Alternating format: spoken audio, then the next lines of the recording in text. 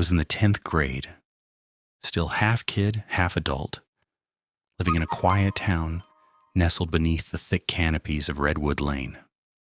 The days were usually tranquil, the sort where leaves danced in gentle breezes and neighborhood houses felt familiar, like chapters in a well-loved book. Our family home stood tall at the corner, white paint cracking along the porch, with windows that stared blankly into the surrounding woods.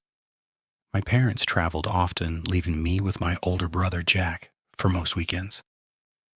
It was during one of those empty autumn nights that everything changed. Jack had gone to his friends, promising he'd return before midnight. I chose to skip the party.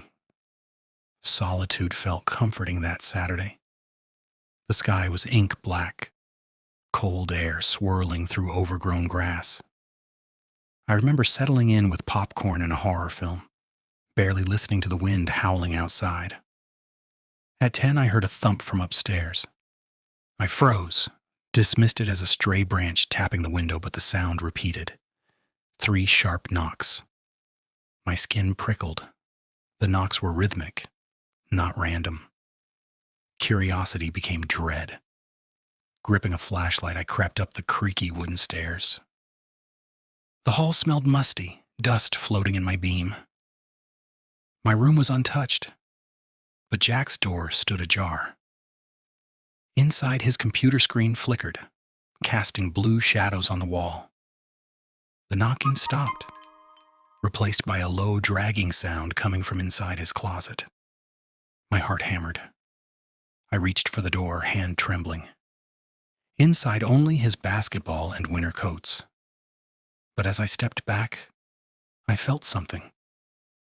A chill that pressed hard against my neck, the definite sense that someone was standing right behind me. I spun, light shaking. Nothing.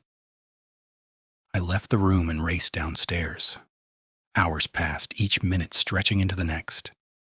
The feeling never faded. Psych, shadows seemed to twist unnaturally, settling in corners. Around midnight, a car pulled up. Jack was home. I tried to laugh off my terror, but I couldn't shake the feeling. Later that night, we heard it again. Jack, half asleep, heard the dragging sound from his closet. We investigated. Again, nothing but clothes and that old basketball. But on the inside wall, faint scratch marks had appeared. Thin, long, like something had tried, desperately, to claw its way out. Weeks passed. The noises stopped, but the sense of dread remained. Some nights I couldn't sleep, haunted by the memory of those scratches. We never found any animal, person, or rational explanation. Years later, when I moved out, our house was sold. I returned once, just to look from the outside. The new family had repainted, added flowers, made everything cheerful. But one detail remained. The upstairs window, my brother's old room, where the glass appeared just a little fogged, like someone was standing there watching. No one ever solved what happened. The marks in the closet vanished as if they'd never existed. Sometimes, when the wind is just right, I swear I can still hear those 3 knocks, steady, measured, echoing in my memories. I never spoke of it again. But Redwood Lane still feels different, like it's holding on to secrets, and that's how some mysteries linger, not with answers, but with questions echoing in the dark.